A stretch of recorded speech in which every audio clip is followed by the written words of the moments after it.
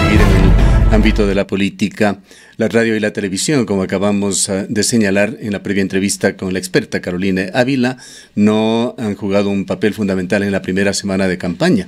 La situación se centra más en las redes sociales, que se apuntan sobre todo con sus mensajes a los sectores más jóvenes de la población, que dicho sea de paso son mayoritarios.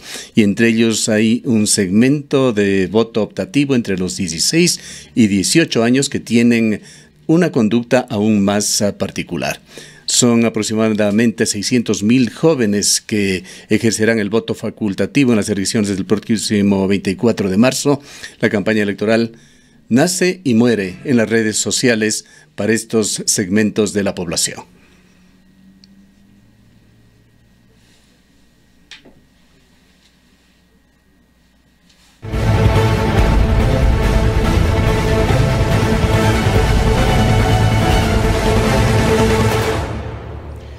Las 8:38, damos la bienvenida al economista Esteban Bernal, candidato a la prefectura de la SUAY por la coalición Igualdad Creo, listas 82-21. Bienvenido, economista Bernal. El tiempo lamentablemente se nos descuadra, le pedimos disculpas, debíamos empezar ya hace algunos minutos esta entrevista, pero nos dilatamos en la primera, tratando el delicado tema de las universidades del país. Vamos con el tema de lo político, quizá para abreviar, para ponerle en contexto en el escenario. Empecemos con recientes declaraciones de Marcelo Cabrera en el programa de Unción, en el cual periodistas dejan con claridad sentado que muchas de las ofertas electorales de su anterior campaña no se cumplieron. Escuchemos y veamos. Entre 7 a 8. También usted había ofrecido en el 2014 las 5,000 viviendas. ¿Qué pasó con las demás? Hemos entregado exactamente 1.036 viviendas. Usted también había ofrecido mejorar el mercado del Arenal, el mayorista. Hubieron una serie de problemas de ubicación, especialmente de los terrenos. El Camal todavía no ha empezado una construcción, han habido problemas. El Camal estuvo sobredimensionado. El Camal, bajo el dimensionamiento que tenía, no podía financiarse. Usted había prometido era la nueva circunvalación. Buscamos el apoyo del gobierno nacional. El expresidente Correa lo dijo frontalmente que no iba a apoyar. También se había mencionado en algunas ocasiones mejorar la conectividad aérea, que ha sido un problema para la ciudad de Cuenca. Quienes nos han tapado la posibilidad justa para Cuenca ha sido el Consejo Nacional de Aviación Civil. La rehabilitación del estadio también fue una obra que estaba pendiente. Karina, el estadio tiene que ser una obra que lo ejecute el sector privado. Quisiéramos arrancar también con el tema del tranvía. Usted inició hablando del tranvía, que le tocó bailar en realidad con la más fea. En la campaña anterior yo he dicho que no voy a construir el tranvía.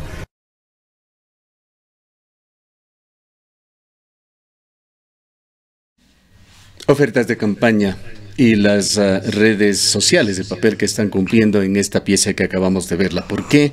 La exhibimos antes de una entrevista con el economista Esteban Bernal. Pues Marcelo Cabrera es la punta de lanza de su alianza. Bienvenido nuevamente, economista Bernal.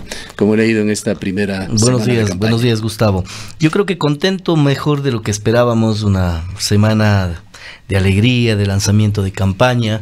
Creo que en la Alianza 82-21 hemos generado una confianza en el electorado. Hoy escuchaba unas encuestas que usted, a través de Talía Flores, si no estoy mal, habían determinado. Un poco muestra un empate técnico usted de la prefectura. Sí, en cierta forma existen varias encuestas que pululan alrededor de los diferentes sectores. Sin embargo, habrá que ver ya cómo avanza la campaña en los próximos días. Nosotros tenemos una encuesta que nos da un margen muy superior ¿Cuáles son sus encuestas? No, nosotros llevamos más de 8 puntos, 9 puntos. Nosotros estamos bordeando aproximadamente las cifras. Creo que es una necesidad, esto lo reiterábamos que trabajábamos internamente, ante otros actores, les hemos reiterado que es muy importante de que empiecen realmente a manejarse el sistema de las encuestas con máxima responsabilidad. Totalmente. Creo que debemos dejar fuera los lugares comunes, las insinuaciones, de ser posible trabajar con cifras y con una clara identificación, Gustavo, de dónde proviene. Yo soy extremadamente responsable, de lo contrario le lanzaría nombres, números.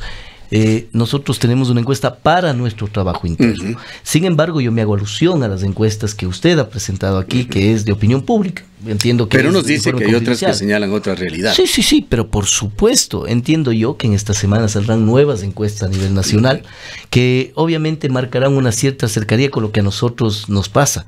Estamos llevando una distancia considerable. Marcelo Cabrera está primero en las encuestas, nosotros estamos primeros. Con mucha diferencia. Con una diferencia promedio de 6-7 puntos. Sobre Jefferson Pérez. Sobre Jefferson Pérez. Tercero es el candidato Paul Carrasco. Nosotros tenemos una diferencia con nuestra candidata María Cecilia Alvarado, una diferencia de 7-8 puntos, y quienes vienen debajo son muy lejanos. Está Jaco Pérez, creo que con 5%, Fernando Aguirre con 4% y por ahí. ¿A qué atribuye? Vamos a tomar como un hecho lo que usted nos está señalando, o digamos que como el escenario en el cual vamos a continuar dialogando. ¿A qué se debería este ascenso, esta aceptación tan significativa de las candidaturas suyas y de Marcelo Cabrera? Bueno, yo creo que somos el único binomio fuerte de la campaña electoral. Eso es natural, no existe otro binomio que esté terciando. Jefferson Pérez no tiene candidato a la prefectura, María Cecilia no tiene candidata a la alcaldía. En el caso de Paul Carrasco, su candidato a la prefectura no aparece en las encuestas, lo cual le hace también pelear solo en el proceso, casi haciéndole un análisis de carácter político en este momento, más allá de la propuesta que queremos darle a la ciudadanía. Creo que finalmente responde a esa fortaleza que le hemos dado dos actores políticos que han cumplido con la provincia. Yo vi su mensaje hace un momento, el inicio de esta entrevista. Creo que Marcelo más bien ha sido honesto y sincero en contar las dificultades que un proceso de administración tiene. Sin embargo, vea usted los niveles de aceptación, porque a pesar de aquellas dificultades, ha cumplido con la ciudad en un enorme momento difícil que vivió el tema de la construcción del tranvía. Yo siempre he dicho, al tranvía hay que entenderle en la tema integral, desde la concepción hasta cuando opere, pasando por varias fases: precontratación, contratación, construcción, que es una de ellas, y luego vendrá la operación.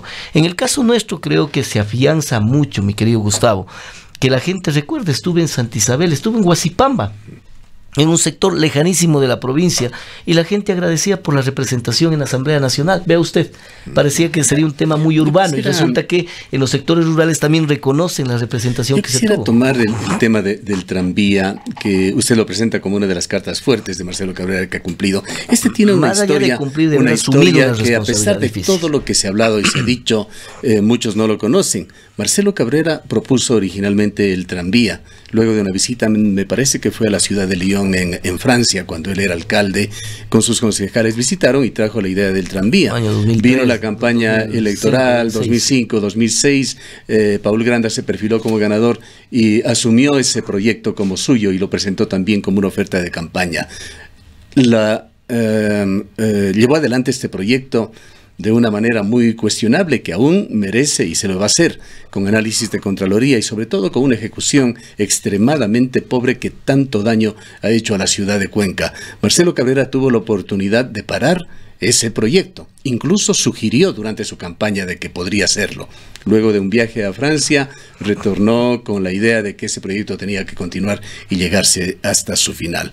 Hoy se ha terminado el tranvía, aún no se lo pone en funcionamiento. Marcelo Cabrera intenta vender la idea, pues tendrá que aprobar el Consejo Municipal de que a partir de marzo empiece por 1 o 2 meses, ha dicho, sin que se cobre la tarifa a la gente. ¿Esto no le parece un paso un tanto riesgoso? Si bien podría tomarse como una medida de carácter clientelar en el marco de una elección, por una parte, por otra, viene la parte de que la ciudad de Cuenca está pagando costos altísimos por este proyecto y es momento de empezar a actuar con moderación en el gasto. Por esa última parte les reflexiono desde ahí. Cuenca paga un costo altísimo, no producto de la construcción, producto de la concepción. como tal. Y usted me hace recordar efectivamente que las primeras ideas nacieron en el año 2005, 2006. Sin embargo, justamente porque no se articulaba en función de un plan de transporte, en aquel tiempo también fui parte de la municipalidad. Y cuando fuimos parte de la campaña 2014 dijimos claramente que era un tranvía de los 4 líos de Cuenca: lío económico, lío legal, lío constructivo, etcétera, etcétera. Y obviamente eso nos llevaba a generar una crítica al proceso como tal. Pero cuando Marcelo asume la alcaldía, encuentra un proyecto claramente establecido, obviamente con compromisos económicos de la ciudad que podían haber generado un conflicto gravísimo. Sin embargo, más allá de eso, Gustavo, yo le resumo en esto. Parar la obra del tranvía en el momento en que Marcelo Cabrera iniciaba su alcaldía, se estimaba que podía costar a la ciudad alguna cifra en el orden de 50 millones de dólares. Hoy ha culminado el proyecto y el municipio tiene una deuda que supera los 100 millones de dólares por el tranvía. Puede superar más inclusive, pero este momento el tranvía es una realidad. Pero yo me voy más allá, Gustavo. Si bien hago una reflexión quizá conjunta, para no dejar inconexas las cosas, ¿usted cree que actuó bien Marcelo Cabrera al continuar con este proyecto? Totalmente. Si no, no estaría. Yo he tenido discrepancias con Marcelo al interior y le he comentado varias diferencias que tengo en el concepto mismo, pero eso no desmerece que Marcelo ha hecho un enorme esfuerzo por sacar adelante a la provincia, a la ciudad. Tanto así que los números así lo reflejan, Gustavo. Eso es un criterio que usted y yo podemos tener, inclusive distantes con una realidad de un cierto sector, pero una gran mayoría en marco de la democracia cree que Marcelo cumplió. Esa es la realidad de la democracia en el proceso electoral. La gente valora los parques que se han construido, las obras que no solamente vienen de la mano de un ícono como es el tema del tranvía, las obras en los barrios, en fin, etcétera, etcétera. Más allá de eso, son las reflexiones generales sobre el binomio, pero yo no soy el candidato a la alcaldía. En este espacio a Marcelo Cabrera, así es, esperamos hacerlo muy pronto ya como candidato y en la campaña, pero más allá de los denominados parques... megaparques, más allá de los denominados megaparques y del tranvía, por supuesto, ¿cuál es la obra de Marcelo Cabrera? ¿Cuáles son esas otras obras? No, pues Marcelo ha hecho efectivamente esos parques. Acaba de mencionar sobre lo relacionado con las casas que ha construido, las obras en los barrios, la cantidad de obras mejoradas en los barrios, cientos de kilómetros construidos en el mejoramiento de vial al interior de la ciudad. En el programa Mejora tu Barrio, que creo que tomó algún ahí está la reflexión que tiene. Pero eso debería preguntarle a Marcelo, porque es lo mismo que a Marcelo le ponga a preguntarle sobre el proyecto que yo voy a llevar adelante en el tema vial en la prefectura. Imagínense, vamos 10 minutos hablando de Marcelo. Yo quisiera más bien entrar a proponerle, a contarle a la ciudad y a la provincia el por qué estoy de candidato a la prefectura. Usted llevó el tema a que eran 2 candidatos que habían cumplido y que esas eran sus fortalezas, entonces vale la pena contrastar si efectivamente cumplieron o no. Yo creo que Marcelo va a estar aquí y le va además dar los elementos suficientes, mi querido Gustavo, así esperamos, para entender efectivamente por qué está Marcelo en las condiciones electorales que está. Vayamos en esta segunda parte a su propuesta. ¿Qué es lo que usted ofrece? ¿Qué es lo que marca inclusive? ¿Qué es lo que marcaría diferencias con la otra candidata que hasta el momento se perfila? Mire, diríamos que un empate técnico con usted. Mire, Gustavo, nosotros hemos sido claros, concretos y serios en la propuesta para la prefectura de la SOI. Primero, vamos a destinar no menos del 70%. No menos del 70% del presupuesto de inversión para vialidad, riego y agroproducción. ¿Por qué? Porque eso es renaturalizar la institución de la prefectura. ¿Cuánto es ese 70%? Hay un promedio aproximadamente de inversión de 80 millones de dólares. Más o menos, un promedio que tendríamos en la prefectura de la SOI, pero eso varía de acuerdo a las condiciones, tanto de ingresos permanentes. 80 millones. No, el presupuesto bordea 100 millones de dólares, estamos hablando de inversión. Y pero usted no puede dedicar 80 millones a vialidad. El 70% de esos 80 de los 80 millones de dólares. Es ya, un promedio, 56 millones. Aproximadamente para vialidad y riego, que son 2 de las 8 competencias más importantes que tiene la prefectura. Porque perdóname, pero las cifras son importantes. ¿Cuánto a riego, cuánto a vialidad de esos 56 millones? Mire, solamente para darle un dato. Estas datos están regadas en la provincia, 35.000 hectáreas. ¿Sabe cuántas son ávidas de riego en la provincia para generar producción agrícola? 350.000. ¿Sabe cuánto están vendiendo en este momento de producción de carne de cerdo, de carne de res, de maíz en los supermercados de la localidad? Que están pidiendo importación, están vendiendo producto de Perú, lo cual quiere decir que debemos hacer todo el esfuerzo. ¿Cuánto riego, cuánto vialidad? No tengo el dato exacto, Gustavo, sería irresponsable decir 16 millones, 40 millones. No, yo creo que hay que invertir. Vamos a ir viendo de acuerdo a la necesidad, la demanda, la urgencia que tiene. Este rato existe un proyecto de riego del sector de Susudel que no está terminado todavía, falta $600,000. Y el otro problema que usted podrá decirme, eso no es materia de la prefectura, la vialidad en general, más allá de aquella que está a cargo de la prefectura provincial o del gobierno provincial. El prefecto ¿Cómo asumirla? Usted, entre sus ofertas, dijo que será una carretera que nos llevará a Guayaquil en una hora, luego lo corrigió a hora y media. Pero, ¿qué puede decirnos usted en su calidad de futuro prefecto, si es que es favorecido con el voto? ¿Qué va a hacer con respecto a la vialidad? Mire, el liderazgo que exactamente, definitivamente Gustavo, está en una situación calamitosa, de postramiento y de marginalidad en el país. Calamitosa, así lo hemos dicho. Ahora me fui, les reitero el ejemplo de Huasipamba. Desde Santa Isabel a Huasipamba podríamos llegar en no menos de 20 minutos. Hicimos una hora para llegar, además de las condiciones climáticas, las condiciones viales terribles, desastrosas. Pero lo importante es que se genera. Se interrumpe cada semana, en Limón tienen que ahí hacer está la respuesta de la nueva vía. Con el esfuerzo de la población y así. Porque hay que asumir. Porque usted vaya en la provincia. Mire, Gustavo, la ciudadanía cuando elige, no elige un administrador de lo que existe, elige un líder para que lleve adelante varios procesos. Entre ellos, por ejemplo, el tema de la vialidad nacional. El tema de la vialidad provincial. Mire, primero hay que entender que los proyectos son diferentes. Primero, el tema de la competencia de la prefectura de la SUAY. Sobre esa base distribuiremos el 70%. Segundo, tampoco se elige un quejoso, pues en el caso de la prefectura o de la alcaldía de Cuenca, no hay cómo salir a decir a los ciudadanos, no tengo plata. No hay cómo, no me alcanza. No, ustedes eligen líderes, la ciudadanía elige líderes que generen respuestas y soluciones. Pero si puede y debe decirle al ministro de Finanzas, al presidente de la República, el financiamiento a las comisiones estatal, de presupuesto de la Asamblea. Porque si es que usted va a administrar lo que existe, ¿para qué elige un prefecto? Pues contratemos un buen contador, un buen economista y a lo mejor administra mejor que nosotros. Claro, me refiero justamente hay que generar recursos que Cuenca merece un mejor trato. Eso sí es distinto. Ahí viene el liderazgo y el pedido inmediatamente para una administración distinta de las vías. Segundo, hay que incorporar recursos alternativos. Recursos hay en el mundo, Gustavo, hay que llevar a la SUAY al mundo y el mundo traer a la provincia. De tal manera que en la segunda propuesta que tenemos como eje programático es no menos de duplicar el presupuesto de la prefectura de la SUAY con recursos alternativos. Usted recuerda a Auqui Tituaña, alcalde de un cantón chiquitito de Imbabura como es Cotacachi, y le llevó al mundo y se convirtió en uno de los mejores alcaldes de América Latina porque entendió que con sus recursos solo no podía cumplir los sueños de Cotacachi. Así hay que hacerlo acá también. Y ahí nos involucramos en el tercer eje que usted mencionó hace un momento. Vamos a pedir la competencia de la administración vial de la vía Descanso Cantones Orientales y la vía Cuenca Molleturo Tamarindo, que está dentro del marco de la competencia de la prefectura de la SUAY, basado en el artículo 260 de la Constitución, porque puede dárselo. O usted no recuerda que la vía Descanso Gualaceo estaba administrada por la prefectura durante 5 años. ¿Es a quién le pertenece? Al Ministerio de Obras Públicas. Pero cuando existe liderazgo, hay que pedir la competencia, bajar los conflictos políticos para que no me quiten la concurrencia y obviamente en ese momento tendremos la capacidad de llevar una alianza público-privada para construir la vía que le menciono. Vea usted, nosotros vamos a construir 19 kilómetros de túnel. Vamos a ensanchar 35 kilómetros de vía y construir 1 kilómetro de viaducto. Lo presento este día jueves ya el proyecto integral mediante una evaluación de altísimo nivel técnico para el proyecto de la autopista para que nos llevaría inmediatamente a 1 hora y media a Guayaquil. ¿Cómo? Este proyecto nos llevaría a 58 minutos a Tamarindo, que es el límite de la SUAY con Guayas. Hoy, desde Tamarindo a Guayaquil, existe 45 minutos, pero nos empatamos, mi querido Gustavo, con la construcción y ensanchamiento de la vía Machala-Guayaquil, que reduciría a 35 minutos en esa distancia.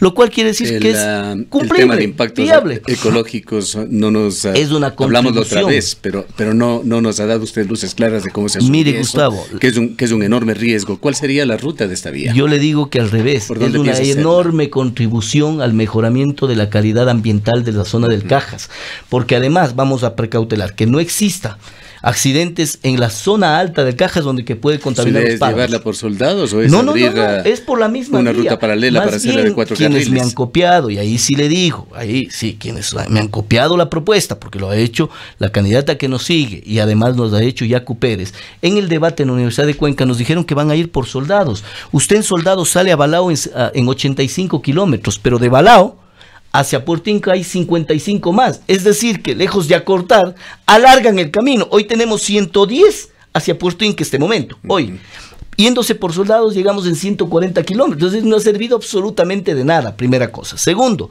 vuelven a construir una vía en el páramo cuando ya está construida una. Tercero, por acá es más accesible porque tenemos 1.500.000 vehículos circulando en viajes año por el Cajas, lo cual nos permitiría la alianza público-privada con un peaje de no más allá de $4.5, mi querido Gustavo. Preguntémonos si es que los cuencanos, los azuayos, no estamos dispuestos a eso para llegar en 58 minutos a Tamarindo. El respeto, economista Bernal, no puede ser minimizado. Hay expertos muy calificados en la ciudad de Cuenca que señalan que la vía Cuenca-Molleturo-Naranjal es el peor impacto que se ha puesto sobre el Parque Nacional de El Cajas, que ha acabado ya directamente por los problemas eutróficos que ha generado decenas de lagunas en esa zona y que la destrucción continúa en ese sentido. Usted duplicaría por lo menos, imaginamos, el tráfico en esta vía. Pero para nada. Lo que vamos a hacer es aminorar más bien las dificultades que tiene en este momento la vía. Solamente con un ejemplo, Gustavo. En la proyección a 30 años que se haría mediante un BOT, que es el Building Operation Transfer, construcción, operación y transferencia. ¿Qué lo haría? Un proyecto público-privado. Mire, exactamente. En este momento tendremos 1.400.000 vehículos, 1.394.000 exactamente circulando por año en el año 2018. Resulta que para el 2050, en la proyección del crecimiento, a un 6% promedio de crecimiento por año, tendríamos, que es el promedio último que hemos mantenido, circulando. Para entonces, durante todo este periodo de tiempo, habrían circulado 100 millones de vehículos por la zona. ¿Sabe lo que es usted descargar la polución y el consumo de combustible? Solo para darle un ejemplo ambiental. De no subir de 2.800 metros, donde arranca el primer túnel, que es en el sector de Dos Chorreras, hasta 4.300 en el sector de Tres Cruces. Y cuando regresa desde Miguir hasta 4.300 en Tres Cruces, 100 millones de viajes que tendríamos hasta el 2050 sin generar polución, sin contaminación de CO2 y menor consumo de combustible, es un aporte ecológico inmenso al mundo.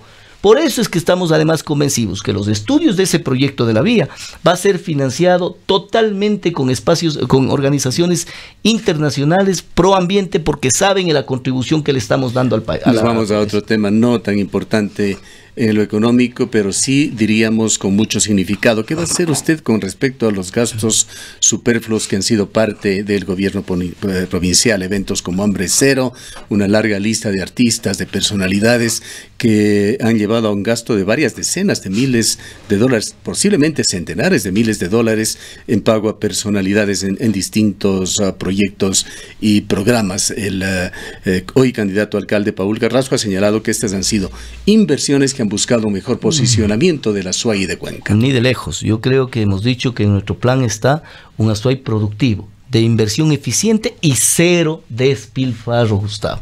Solo cuando los políticos tenemos la capacidad de poder avanzar a los sectores comunitarios más lejanos, podemos entender cómo a la gente de Cebadas, como a la gente de Xacla, a la gente de Cañaribamba, se le puede dar una explicación que se invierta $3 millones cuando su vía está destrozada.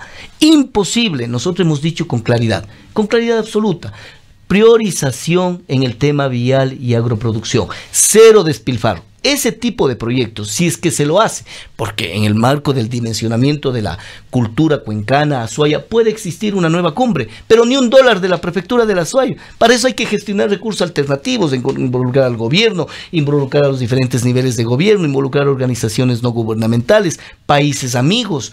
Mire, solo en el caso del proyecto de la leche de nutrición, ya se involucraron dos empresarios azuayos e internacionales para el proyecto Mihuahua, que quieren entrar a involucrarse directamente para financiar la totalidad del proyecto una vez que ganemos la prefectura. Es decir, el proyecto se lo va a hacer, Pero los recursos de esos tienen que ser de financiamiento alternativo y esos tienen que redireccionarse a vialidad de riego. El tiempo no nos da para más. Economista Bernal, un pronunciamiento último suyo sobre una campaña, ojalá limpia, transparente, y que busque una sustentación de la ética en la política en Cuenca y en la SUAY. Mire, Gustavo, los únicos que han sido realmente atacados en la campaña electoral desde una perspectiva antiética hemos sido Marcelo Cabrera, lo reconozco, Jefferson Pérez, porque he visto varias cantidades de información que le sacan, y Esteban Bernal. Los únicos, los demás están incólumes. Entonces alguien de los demás es los que está en ese proceso. Qué lamentable, y yo digo que espero y aspiro que esta campaña, que a mí en un medio de comunicación estoy convencido que aquí también fue, que me preguntaron qué opinaba de los demás adversarios, decía gente muy buena, gente que está proponiendo y buscando llegar a los puestos para servirle a la ciudad y a la provincia. Esta campaña no puede ser de agresividad, tiene que ser de propuestas. Por eso es que nos hemos descargado por lo menos unos 15 minutos en detallar cada una de ellas. Si nos agreden, que nos agredan y entenderán por qué lo están haciendo, porque estamos primeros. Gracias a Esteban Bernal, de profesión economista, candidato a la prefectura de la SUAY.